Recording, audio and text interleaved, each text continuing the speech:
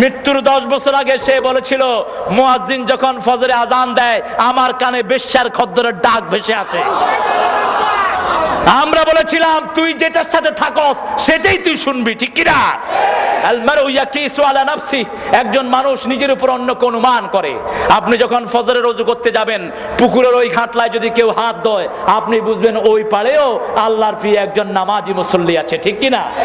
আর যদি আপনি হন কাটা চোর, ওই পাশে মুসল্লি থাকলে আপনি কি ভাববেন? সেই লোকের জন্য কেন জানাজা হলো আমার বুঝে আসে না। সারা জীবন তিনি ইসলামের বিরুদ্ধে কথা বলেছেন, ঠিক না বেঠিক? মৃত্যুর আগে দিয়ে বলেছে, আমি সবচেয়ে ঘৃণা করি মৌতকে, আর মৃত্যু আমাদের জন্য উপহার, মুমিনের জন্য মৃত্যু হাদিয়া। সুবহানাল্লাহ বলেন। বলেছেন মুহাম্মদ সাল্লাল্লাহু।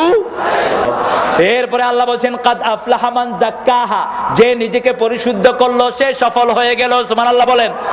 এজন্য নামাজ আছে যেখানে সফলতা সেখানে, রোজা আছে যেখানে সফলতা, প্রদর্শন ইচ্ছা আছে যেখানে, শিরক আছে। আমরা কার কাছে চাইবো? আমাদের আল্লাহই যথেষ্ট, ঠিক কি না? আল্লাহুম্মা আমিন। লা ইলাহা ইল্লা হুয়াল হালিম সুবহানা রাব্বিল আরশিল আযীম। আল্লাহুম্মা লা মানিআ লিমা আতাইত ওয়া লা মু'তিয়া লিমা মানাত ওয়া লা ইয়ানফা'ু যাল জাদ্দি মিনকাল জাদ। লা ইলাহা ইল্লা হুয়া আলাইহি তাওয়াক্কালতু ওয়া ইলাইহি উনীব।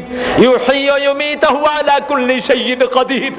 আল্লাহুম্মা সাল্লি ওয়া সাল্লিম আলা নাবিয়িনা মুহাম্মদ ওয়া আলা আলিহি ওয়া আসহাবিহি ওয়া আজওয়াজিহি ওয়া আতবাইহি ওয়া যুররিয়াতিহি ওয়া মান তাবিআহু বিইহসান ইলা ইয়াউমিদ্দিন। সারা জীবনের গুনার বোঝা কাঁধে নিয়ে এই 30-40 বছর যাবত হওয়া কোরআনের বাগান থেকে আমরা কিছু গুনাহগার ভিক্ষার হাত পেতেছি। এরকম করে কারো কাছে কোনোদিন ভিক্ষা চাই না। ও আল্লাহ, আমরা বুঝি না, কিন্তু আমরা তোমার কালেমা পড়ে তোমার উপর ঈমান এনেছি। তুমি দোয়া শিখিয়েছো, রব্বানা ইন্নানা সামি'না মুনাদিয়ান ইউনাদি লিল ঈমান আন আমিনু বিরাব্বিকুম ফাআমান্না রব্বানা ফাগফির লানা যুনুবানা ওয়া কাফির আন্না সাইয়্যাতিনা ওয়া তাওয়াফফানা মা'আল আবরার। ও আল্লাহ, আমরা ঈমান এনেছি, আমরা ভাঙা ভুঙা নামাজ কিছু তোমার আদায় করেছি। ও আল্লাহ, সেই দাবিতে বলছি, ও আল্লাহ, আমাদের ইবাদতের গুণে নয়, তোমার গাফফার নামের উসিলায় আমাদেরকে তুমি মাফ করে দাও। তোমার রহমান নামের উসিলায় আমাদেরকে মাফ করে দাও। সারা বাংলাদেশের সব কালেমা পড়া লোককে মাফ করে দাও। ও আল্লাহ, আমাদের অপরাধের কারণে আমাদের উপর আযাব আসে রে আল্লাহ। ও আল্লাহ, আজকের মাহফিলে সহ সারা জীবন যা নামাজ পড়েছি, রোজা করেছি, জিকির আজকার করেছি, ভুল ভ্রান্তি মাফ করে তোমার শাহী দরবারে কবুল করে নিও। তার হাদিয়া সমস্ত আম্বিয়া কিরামের আরওয়াহ মোবারকে পৌঁছায়া দিও। বিশেষ করে যে আদরের নবী সারা জীবন উম্মতি উম্মতি বলে কেঁদেছে, তায়েফের ময়দানে ইসলাম কায়েমের জন্য রক্ত ঝরেছে আমার নবীর, উহুদের ময়দানে দান মোবারক শহীদ হয়ে গেছে।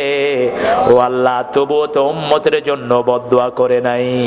সেই নবীর রওজায় আমাদের সওয়াব পৌঁছিয়ে দাও। এ পর্যন্ত যত মুমিন মুমিনাত কবরে চলে গেছে রে আল্লাহ, এই মাহফিল যারা শুরু করেছিল তাদের অনেকেই আজকে নাই। আবার এই মাহফিল যারা শুনছে তাদের অনেক শ্রোতা আজকে কবরে চলে গেছে।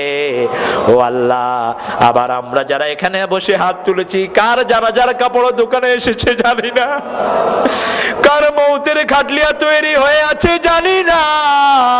যতজন কালেমা নিয়ে কবরে গেছে সবার রূহে সওয়াব পৌঁছায় দাও। বিশেষ করে জনম দুঃখিনী মা আমাদের যাদের নাই, সবচেয়ে আদরের বাবা যাদের বিদায় হয়ে গেছে, ও আল্লাহ, পৃথিবীর কোন সন্তান পিতামাতার হক আদায় করতে পারে না। এমন নাজুক জায়গা, তোমার ইবাদতের পরেই পিতামাতার খেদমত কি তুমি ফরজ করে দিয়েছো। পিতামাতা রাজি হলে তুমি তার উপর রাজি হয়ে যাও, পিতামাতা বেজার হলে তুমি তার উপর বেজার হয়ে যাও। দুনিয়াতে এমন আদরের জায়গা আর হয় না। গভীর রাতে যখন বাসায় ফিরতাম, দরজা খুলে দিয়ে মা আমার বুকে টেনে বলতো, বাবা তুই কেমন আছিস? আজকে খবর নেয়ার কেউ নাই। বাবা যখনই শুনতেন ঘরে গেছি, ডেকে নিয়ে জিজ্ঞেস করতো কি খেয়েছিস?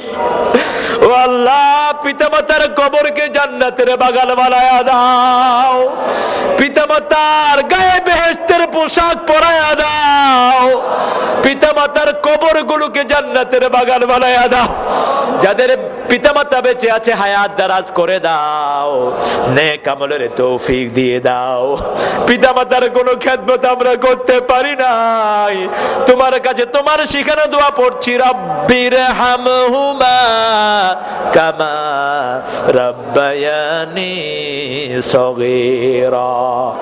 এমন লোকের হাতে এই দেশ তুলে দিও না যারা কোরআন পছন্দ করে না, যারা ইসলামকে ভালোবাসে না, যারা তোমার নবীর সুন্নাত মানে না। এরকম লোকদেরকে আমাদের নেতা বানায়ও না। ও আল্লাহ, আমাদের দেশের মন্ত্রী যত নেতা আছে সবগুলোকে তুমি পরিশুদ্ধ বানায়া দাও। কোন চোর বাটপারের হাতে দেশটাকে দিও না। AC, OC, DC, SP, police, army, BDR সবাইকে কোরআনের হেদায়েত নসিব করে দাও। ও আল্লাহ, সারা বাংলাদেশের উপরে তোমার খাস রহমত নাজিল করো। এদেশের লোকদের তুমি ছাড়া আর কোনো যাওয়ার জায়গা নাই। ও আল্লাহ, ইরাকের মাটিকে মুসলমানদের হাতে তুলে দাও, আফগানের মাটিকে মুসলমানদের হাতে তুলে দাও। যারা আমার দেশকে আফগান বানাতে চায় ওদের স্বপ্নকে চিরতরে মিটিয়ে দাও। আমার দেশটাকে তুমি মদিনার মতো কবুল করো। এদেশের লোকেরা বড় সরল, তোমার নবীর কথা শুনলেই হাত তুলে বসে থাকে। ও আল্লাহ, কিভাবে তোমার কাছে চোখের পানি ফেলে কাঁদছে একটু দেখো রে আল্লাহ। ও আল্লাহ, এই সব গোলামদের উসিলায় বাংলাদেশের সকল বিধর্মীকে কোরআনের হেদায়েত দিয়ে দাও। ও আল্লাহ, সবার হৃদয়ের জায়েজ আশাগুলো পূরণ করো। আগামী দিনগুলোতে সহিহ কোরআনের কথা শোনার তৌফিক আমার ভাইদেরকে দিয়ে দিও। হৃদয়ের জায়েজ আশাগুলো